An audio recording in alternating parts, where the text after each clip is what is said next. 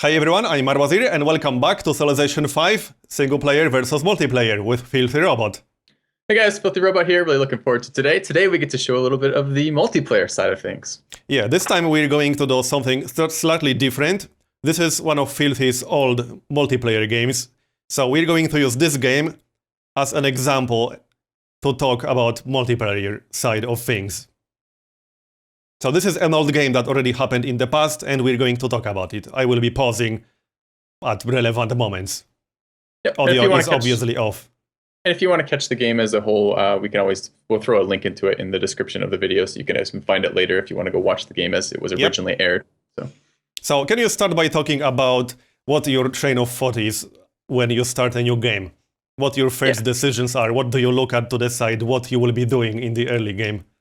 Sure. So there's a number of things. So first off, I know my opponents in general. Like the no quitters community is small enough that I don't know everybody in the game, but I often know a couple of the players in the game. And this game, I knew two of the players beforehand going into it. Actually, three of the players going into it beforehand. I have a look at the civs they've chosen or picked because a lot of times it's a random process going into it. So I have a sense of what opponents I'm going to be playing against, both their civilizations and also the players themselves, because I'll have some past history with them. Were you waiting here to see if they are going to start their capital city on the first turn? This right here? No, yeah. I'll use the score sheet on the right to see if they settle on the first turn. What I'm doing here is just looking at what civs I'm playing against and telling my audience how strong I rate these civilizations. So. Makes sense. All right, move it just a little bit forward so we can actually see the placement. For my thought on this start is it's a pretty terrible start. It's a river system, which is all right, but it's a grassland river system, which I'm not hugely thrilled about. I'm on flat land. I can't really move away from this tile because it's my only real coastal river tile, and I don't have really good tiles to start around me. So it's kind of a weak start for my look here. Yeah. So in the end, you decided to start on a grassland. Yeah, I ended up settling in place just because there's nowhere really to go here that makes it any better. I could move away from the coast, but it's kind of a dangerous proposition to do that. Cargo ships are very, very strong. So yeah. How do you value coast versus no coast in multi? Do you ever move away from the coast? If England's in the game, I might move away from the coast. Would you move towards the coast? If England wasn't in the game when I moved towards the coast, it would depend on the layout. I actually value coast a little bit less than I used to. I think in terms of pure growth, it is very, very powerful. But I find that when I get teamed, if I have to defend naval units as well, it's very easy to be teamed by players using frigates. So it's very hard to defend frigates. So let's take this start. If you spawned on that hill to the north, would you move towards the coast or would you settle on spot? I am Byzantium. That plays into it. They have a unique coastal unit. They have the Droman early. I would probably move to coast here regardless, although I would be tempted to settle in place on the hill because I like hill starts. Makes sense. So just one other thing about this, when I initially released this video, I was training for a 1v1 tournament. So one of my decisions that I kind of went into with this video was that I wanted to play Liberty, this game.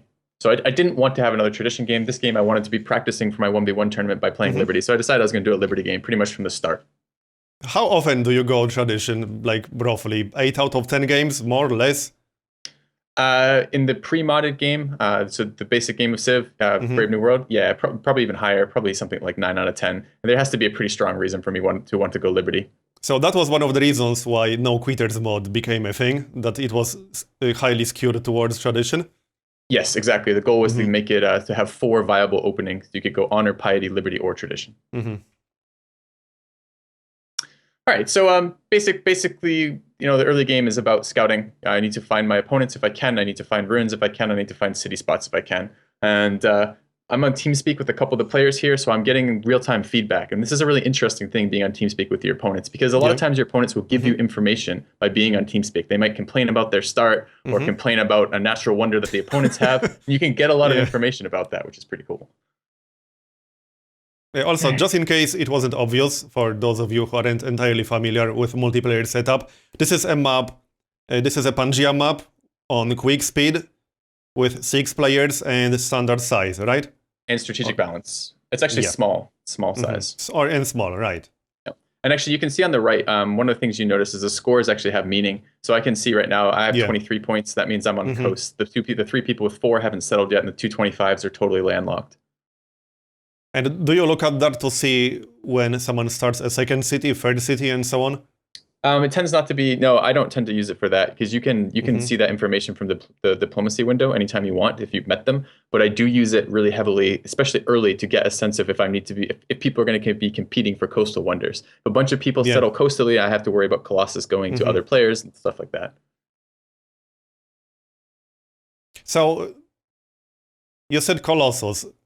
Which wonders are a consideration for you when you look at your starting location? Do you decide whether you're going to go for some wonder or not? Whether you're going to compete for, I don't know, Great Library? Start location and civilization sometimes play into that. A lot of times, if you have a very nice desert start, Great Library becomes a lot more of a priority just because you're looking to rush Petra, and that's the most efficient way to rush Petra.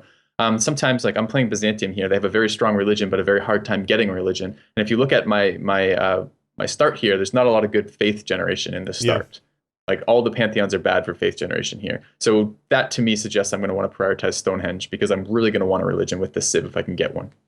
So which would you say are the most competed for wonders in like the first 50 turns or so?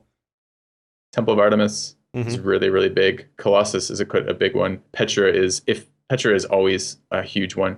Hanging Gardens, somewhat. It's a pretty popular one, but it's not quite as good as the ones we've just said. Stonehenge goes early, and then Great Library tends to go... either people rush it, or it tends to go kind of a little bit later as everyone goes, oh, Great Library is still here. No one's taken it yet. And how much more exposed to attacks are you because you spent all these hammers on early wonders? Is this something someone considers? Yeah, absolutely it is. If someone is wonder spamming, a lot of times that's one of the counters to someone building Petra. If they wonder spam Great Library into Hanging Gardens or Petra or both, you just build up an army and kill them and take all three wonders. You don't have to build them yourself. Yeah, because that's a lot of hammers. That's a lot of hammers. Yeah, absolutely. So again, pretty unlucky with the scouting in this map, and I haven't managed to get any runes yet, and this is the one rune up here that I'm about to get, and then you can see the emblem still hasn't settled yet, and this is now this is essentially the fourth turn, right? Yeah. And he hasn't settled yet. He just settled at the end of his turn. So he moved quite a distance, and that's kind of a bad thing in multiplayer. A lot of times if you move too much, you're moving towards an opponent, and you may piss them off just by your city placement with your capital because you move 4 turns towards them. And you might lose some of the strategic resources. Yep, and that can be a huge problem. So you basically need a very good reason to move. Yes, you need to be... there needs to be a very clear, better location that you're going to if you're going to move, because just wandering around, you're just likely to make the situation worse. Or at least if you move more than one turn. And on quick speed, each single turn is so much more important than on standard or higher than that.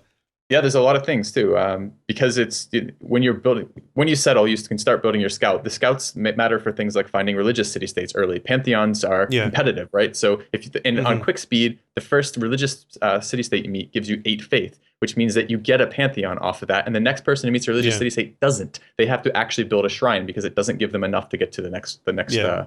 And to put it in perspective, I just saw that your one population city needed 3 turns to build a scout. So if you spend 3 turns to move your settler, you are basically sacrificing a full scout worth of hammers. Yep, exactly. All right, so you are looking for your second city location still, or have you decided at this point that you're going to settle your second city somewhere you'll see? You can see by my build order here, like this is a difference between us. If I was going tradition, I'd have a second scout building right now, but I have a monument going. This means I've decided I'm doing a Liberty build here.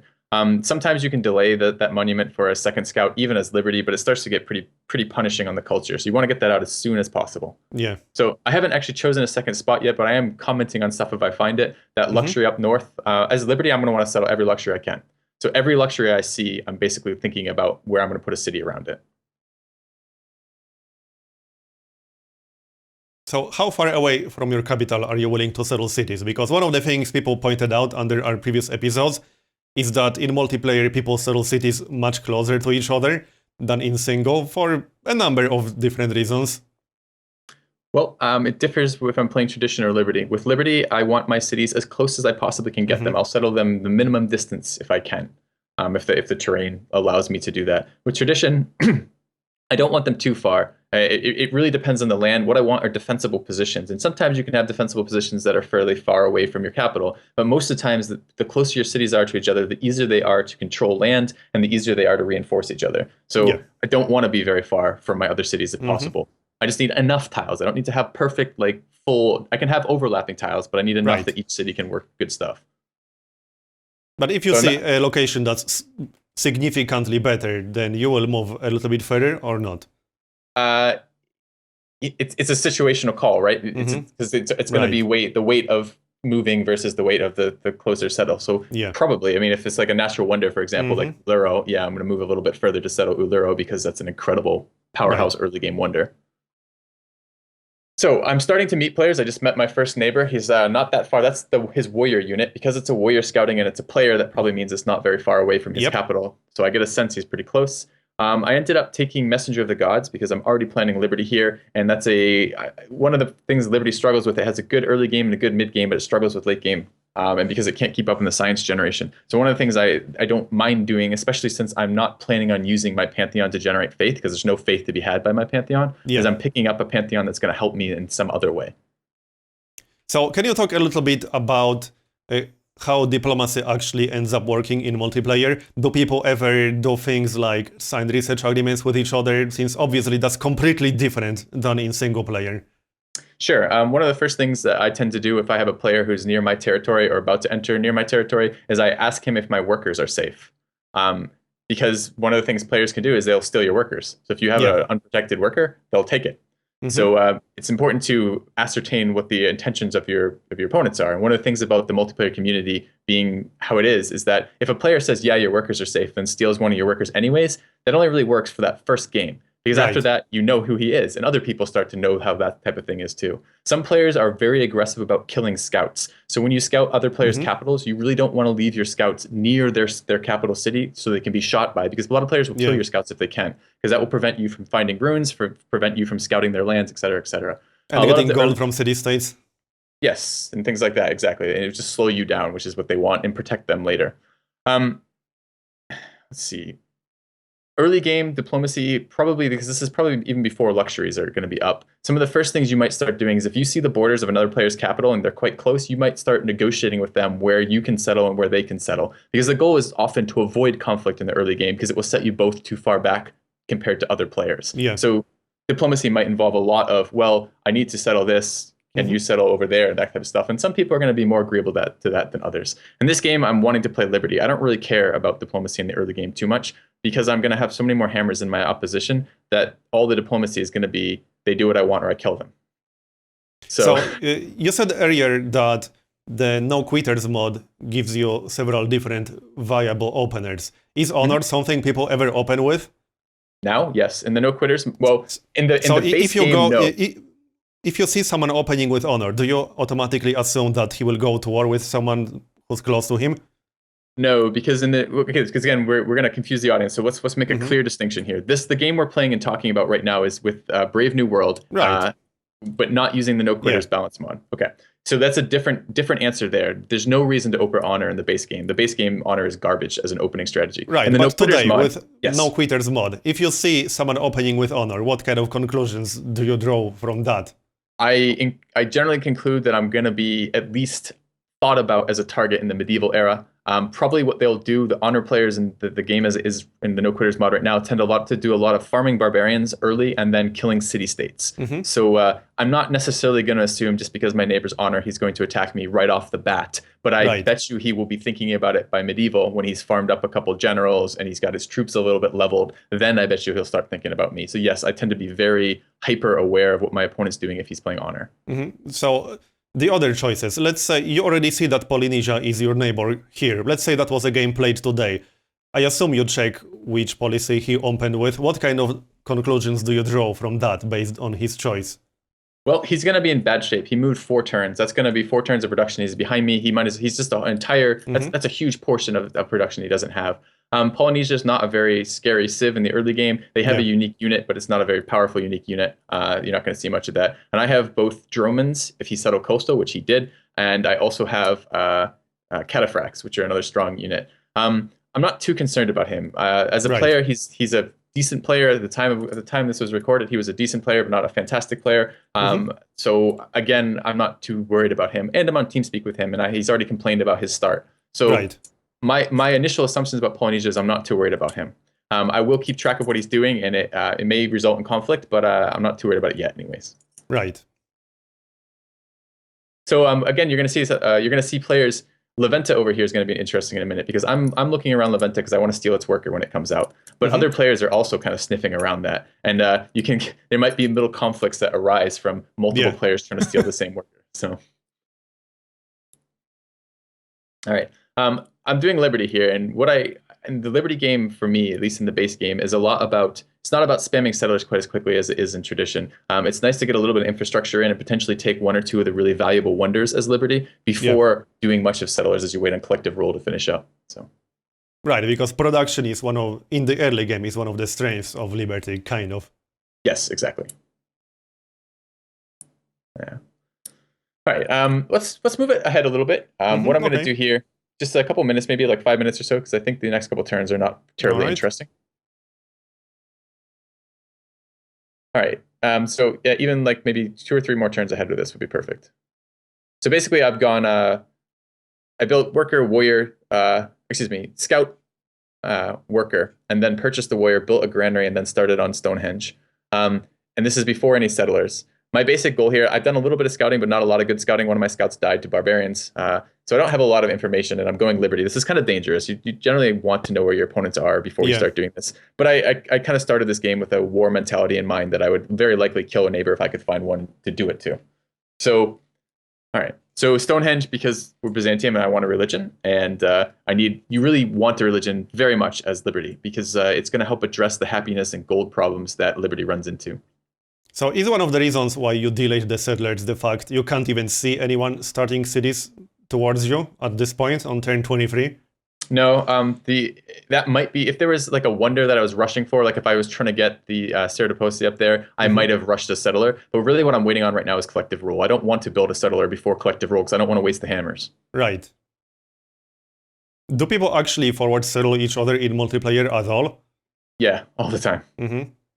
But only if there's a defensible location. Let's say there's a very good location, but it's super exposed, like this area to the northeast with a lot of grasslands. Let's assume that city-state is not there. Surely, settling a city that's surrounded with grasslands would be a little bit suicidal, wouldn't it be? Wouldn't it be? It depends how close they are to the opponent and what type of game you're going. I mean, there's 2 ways to defend cities, right? The first is you have a superior military force and you don't care what the city placement is. And the second is you're using terrain to use a minimal military force in defending that. Yep. Liberty tends to do more of the former, right? So it's going to be focusing on having a standing army. So I don't really care how vulnerable my individual cities are unless there's some really nice natural choke points to use. Right. But as Tradition, yeah, I would never settle something. Well, it would depend where my neighbors are. Like city-states are good kind of blockers, right? Because your opponents can't settle too close to a city-state, which means it gives you some breathing room. So they can't just have, if you have borders that overlap with your opponents, so your borders are touching, and you have a very vulnerable city, you have no time to react if they attack you. They just push units across into your borders almost instantly. You get to know that they're building up maybe, but if they disguise it well, you may not even know that. And you don't have enough time to mobilize units to defend it. Yeah, that's true. All right, so what should we focus on here? We could probably move it ahead a little bit. I'm going to be building Stonehenge here, and I am actually going to get it this game, I believe. So at which point do you research bronze working to see where Aron is on the map? I know you have some guaranteed near your capital, but is that a consideration at all when settling cities? It is, probably, and it's really, in a Tradition game where I'm going to be building a lot of settlers early, I'm going to want to do that earlier than I would otherwise, because it's probably going to be one of the best tiles to work for the production of it. Since I'm not building settlers right off the bat in this build, it's not quite as important to get it early. I'm actually trying to get my luxury techs online as soon as I can. So can you tell me what exactly you're doing with this settler here? He's super far away from your capital. Well, he is and he isn't. So as a first city, yes, it's far in between, but I'm actually claiming my border. So what I'm doing is expanding to my maximum point that I want to expand, and then I'll fill in cities along the way. Because this means that instead of going the closest city and then planting it, I might lose the city spot to another player. And actually, I'm forward settling the hell out of Polynesia right here. Yeah. Because you can see his capital borders. That's his capital borders to the east. And I'm doing this deliberately. I'm denying he's had a slow start. I'm planning on killing him already. I'm playing Liberty, and I want all the room I can. And I'm gonna put a hard to attack city right in his face that he can't do anything about. Yeah, this is probably one of the biggest differences between multi and single player DT, because forward settling an AI like this on data would be a little bit suicidal. Even an easy AI like Polynesia, quote unquote easy. All right. And part of that is the settler was on its way when I discovered the borders, but part of it is I do not care at this point. Like I'm not trying to play a peaceful, friendly game here, right? I'm not worried about the repercussions of this action. Yeah, for sure. And I assume this gold being here, but not anywhere else, was one of the major considerations. Yep, it's really a nice spot to settle. It's on a mining luxury, so which works gold, which gives me gold immediately. Not only the luxury gold, but actually gold per turn, which is really important for Liberty. It's on a hill with terrain that's hard to attack. It has nice forest cover and hill coverage. So he's going to have a really difficult time being able to attack this city, even with me having not huge amounts of defenses over here. So you actually settled on top of a hill-based mining luxury. Is that something you do very often to prevent someone from pillaging it during the war, to have a better defensive location while sacrificing yields? Yes. It doesn't do much in the way of sacrificing yields, honestly, because it's a lot of times mostly later in the game once you get chemistry and things like that. It's very nice early game because it's very hard to work gold in the early game, just because gold is such a valueless resource in the very early game, right? You're not going to have enough of it to do anything. So it's really nice when I can settle on a hill, so I'm still getting the max production the city's going to get, and that hill happens to give me gold and also improve a resource right off the bat, which is great. Yeah. I really considered attacking his warrior with my city there and stealing that worker back, but I didn't think I'd actually be able to get it, and there's still the pretense of diplomatic relationships right now, right? So at this point, you are already planning to attack him at some point in this game. Oh yeah, I just dropped the city 5 tiles from his capital's border. There's no way we're not having war. True. But you don't have a lot of units at this point. You weren't worried about him attacking that city? No. He's there's no way he's going to be too... Okay, I'm Liberty, right? So I produce cities very, very quickly and very efficiently. Even if he were to right now flip all of his production into military units specifically to kill that city, it's a one population city. It costs me almost nothing to produce that. It costs me, I mean, if you look at my capital, I produce a settler in 3 turns out of my capital. Yeah, so it costs me 3 turns of production for him to have to attack this, and he's not even guaranteed to get the city. That makes sense. All right. So let's move ahead a little bit again, because I don't think there's much more to be said in the early game. I'm going to be producing settlers here for a large part. Okay, then. And you can see the second city. It's a little further than I would like to plant Liberty cities apart. I'd like it to be closer. Like I like how close my 4th city is there to my capital. Pretty crappy yields, honestly. It's a pretty poor city. There's no hills. This is not good land, this land that I have in here. And I see you're building the pyramids. Yep, I'm building pyramids. It's one of the greatest wonders in the game, and it's a Liberty-only wonder, so it tends not to be all that competitive to do it if there's not a bunch of Liberty players in the game. And it's a huge early game boost in the efficiency of your workers. It also is really discouraging because of the gold per turn. If you look, I'm already negative gold per turn, and getting 2 more workers is going to hurt my gold per turn quite a lot. All right, let's move it ahead a little bit more again. You're also at 0 happiness, I noticed.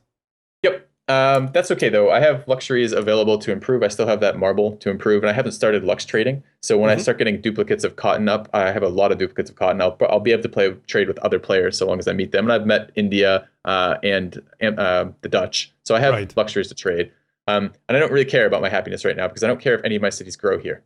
My capital is just producing settlers, and all my other cities have just been founded, so it's not a big deal. So you're actually building a wonder in a 1 population city in 26 turns, or is that some kind of placeholder production?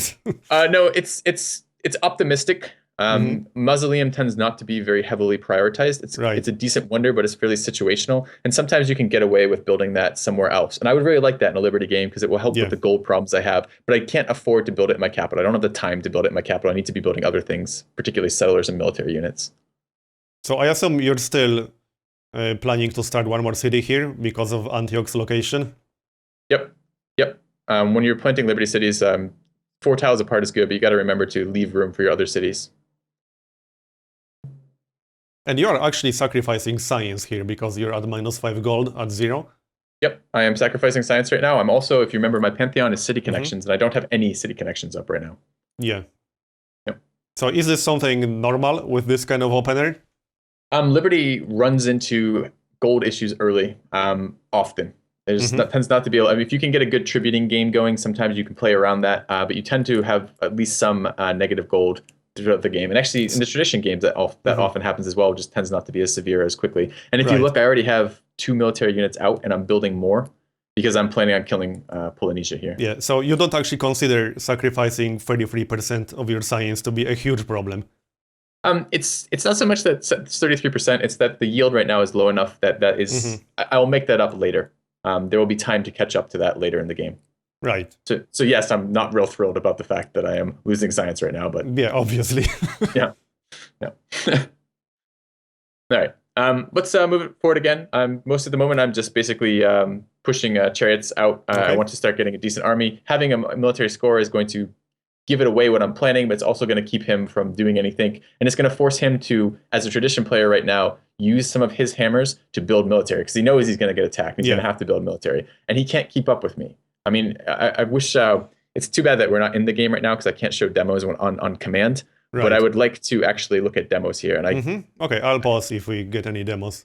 Yeah, and we may not be able to see his demos perfectly, though if he's lowest, we will be able to see that. And I just war decked him this turn. Oh yeah, you did. So are you feeling pretty good about your chances here? I am. I don't have good intel on his lands perfectly, but he doesn't have the units to deal with me right now. And he's not reacting quickly. You see, I mean, it's a little lag. You can see the delay here, but he's not doing much. He's shooting the units I want him to shoot. He's leaving his chariots in bad positions. I'm going to go get his horses right now, which are strategic resources for more chariots that he can't afford to lose. And I'm producing a million military units, and he isn't. And I want his land. So another thing I'm curious about, how often do people attack each other because that other dude is already at war? Like, aren't you worried about someone attacking you from the north while this is happening, for example? I don't have very contested borders with any other players. It's a long walk but to get let's to say me. you did. Would that change your decision to go to war? This early, probably not. People aren't going to have a million military units this early. Towards the mid game, yeah, you have to be aware of your neighbors. A lot of times, people don't just war for war's sake, right? So a lot of times, let's say I was attacking the game leader here, right? It's unlikely that I'm going to get backstabbed while that's happening, especially if I've talked to the players around me, because they want the game leader slowed down, and they realize that if they attack me while I'm attacking the game leader, that's going to not allow me to actually slow the game leader down. The game leader's going to defend. So there is some self-interest in that, but it does happen. It can be very frustrating when you're planning on killing a player and then some other player screws it up by attacking you midway through that. So. Well, you can also be a leader yourself. Let's say you are a leader and you are attacking your neighbor. Would that make other players pile on you? Yep, and oftentimes they won't directly attack you, but they'll do a much more indirect thing. They'll gift the other player gold. They'll gift the other player units. So a lot of times what happens when you declare war on a player, you'll see a bunch of declaration of friendships pop up all of a sudden. Because people are making it, because you have to have a declaration of friendship to trade gold. So they're making it so they can gift gold to the guy who's being attacked. Yeah, that's very interesting, because that's something that pretty much never happens in in single player, I mean. Yeah, I mean that's one of the great things about the multiplayer experience is it's a six-way balancing act, right? The goal is to, if you get too far ahead, you're going to tip the balance enough that players are going to come after you as a group. But if you let some other player get too far ahead, like the same type of problem arises, you're not going to be in a position to catch up. So it's like if you're too strong, you get teamed. If you're not strong enough, you die to one player or a couple players, and if you're not strong enough, you can't compete with the other players. So it becomes juggling. It's fun. Right, so being very obviously ahead is actually a bad thing. Well, unless the game is about to end. Or if you're so far ahead, you can deal with the repercussions of that. But what you don't want to look like is you don't want to look like you're quite ahead, like a big science lead, but not have enough and not have any hammers. Because if something like that happens, players are going to go, oh, he doesn't have any hammers and he's really far ahead. We need to attack him. And then they're going to be much easier. It's going to be much easier to do that since you can't defend. And that's another thing about demographics. You can't, you can see not only the leader, but you can see who's last as well. And so if there's some weird guy who's lowest in production, but he's high in different other things, then that's obviously kind of a tell. Yes. Yep. And you can also see, you can make a lot of inferences from the demographics, especially if you have like one or two players you can talk to and be like, oh, what rank are you in the army score? Or, you know, or if like the scores are close and they keep jumping around each turn, you can get a lot of information about that. You can fill in the blanks of the other players. Right. And this war, I mean, I'm Liberty. I'm doing very well in this game. This war is still costly. I'm spamming units out of 3 and 4 pop cities that aren't building infrastructure. Right. Right. Okay, that's your religion. So, hold on. Let me move that back a little bit. Sure. So, which founder beliefs are popular in multiplayer? I'm actually really curious about that, because a lot of them are borderline worthless in single. Okay. The most important, there's almost always a set order for the founder beliefs, and that goes tithe, church property, and then initiation rites. Right. The gold ones go first. Tithe has already gone this game. Pagodas tend to be the top pick for follower beliefs, and Moss are okay, but I think in a Liberty game they're a little bit stronger. You really need to make up for the culture that you're going to be struggling with as Liberty. So I took double gold belief because my gold is being crushed right now, and I need to not be going negative gold, and I'm supporting a military, and I'm going to have a million cities as Liberty. Yeah. So I took double gold and then church and then Moss for culture. So. Yeah, in single player, if you get a religion, you can almost always get tithe. I don't know why the AI doesn't prioritize that. I don't remember ever being in a situation where I got a religion and couldn't pick up tithe. Oh, that's hilarious. That's the first one. That's the most powerful founding belief, so it's the first one to go. So. All right. Let's see. We can probably push it forward a little bit here. The war is not terribly interesting. It's a chariot war. I mean, if you look at the units that we're using, I'm using all chariots. Yeah. These chariots, we had the discussion in the last kind of episode. Chariots are in multiplayer the premier unit. They're the cheapest, most efficient unit. And if you look at when we're losing units, I think it's been on this a little bit. When like one player loses, there's no time for promotions. Right? There's one interesting thing to me here. Are you actually planning to capture this city with a scout? Yeah. Okay. People can try to kill melee units. It's a possibility. I can't remember. I might even lose this melee unit here. But in general, like you win wars by either surprising someone and taking the city, or by killing all the units and surrounding the city, so we can't do anything here. So I'm in great shape here for taking the city. It's going to fall very, very quickly. And it's a pretty nice city. It's a pretty good location. Yeah, and it's a great Liberty city. I mean, it's got plenty of hills. So, I mean, when you're planting Liberty cities compared to tradition cities, you care much more about the production than you do about the growth in a Liberty city. So yeah. So once you take this dude's capital, will you take his last city? And if you don't, how does that work? Because he's obviously going to be out of this game, even if you don't take his last city. Can people leave the game at this point? So the way it works in No Quitters is you either have to be voted irrelevant, or if you lose your capital. If either of those criteria are met, you can leave the game. So he is allowed to leave the game once his capital has been taken at least once. Right. Is he allowed to do anything before leaving the game? Like giving someone stuff?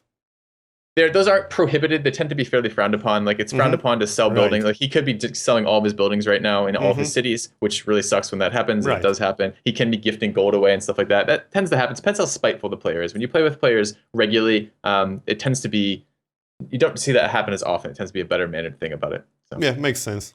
And I'm about to get Mausoleum in that one pop city. I just picked up Mausoleum in that city. I forgot about that. It's like a 29 turn build or something in a one pop city. Perfect. All right. So, all right. My plan here, I will capture his other city because I'm Liberty and I want all of the cities I possibly can get. Yep. As long as I have the happiness to support them, I will keep planting cities. I mean, this is true of tradition as well, right? As long as you have the happiness. And I think that city has a unique luxury for you. Incense. I don't see you having incense anywhere else. So that was probably a consideration. Oh, okay. So I don't know if it does. I can't remember if I kept it or burnt it, but I'm pretty sure I at least captured it. He actually stayed in the game, so he's trying to do as much damage to me as he can by staying in the game. Right. So I want to remove that. I don't want him like sitting on one city just sending units from time to time to me.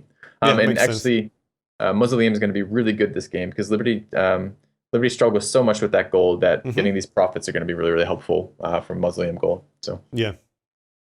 All right. And there's the Liberty finisher. Yep. So you're going to plant an academy, I assume. Yeah. Yep. I'm very worried about my late game science with Liberty Empire, so I want everything I can to make that better. All right. Hold on, that's interesting. You actually moved that scientist east. Can you say where you're actually considering that academy? Because I usually start academies on grasslands to have the 2 food while I'm working it.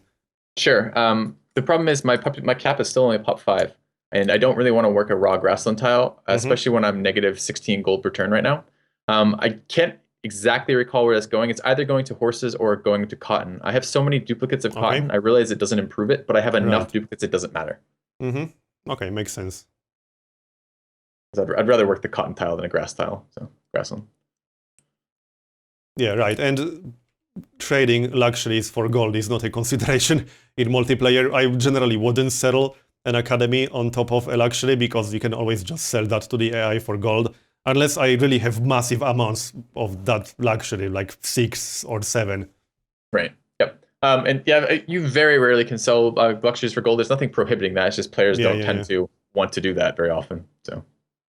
Yeah, and in single you can get massive amounts of gold by selling luxuries to AIs. One of the main ways of getting gold, really. Yeah, and I think it allows for some really interesting strategies you can do in single player that you can't in multiplayer, because gold purchasing of both buildings and units becomes a real thing. Yeah, gold in general is much more valuable in multi because it's so much harder to get. Yeah, absolutely. Well, especially in the early game. It's less of an issue of late game. So you can see a little bit of diplomacy going on right here. My northern neighbor, the Dutch, are a little bit worried. They're like, "Are you done after Polynesia?" In other words, are you likely to be coming after me? Yeah.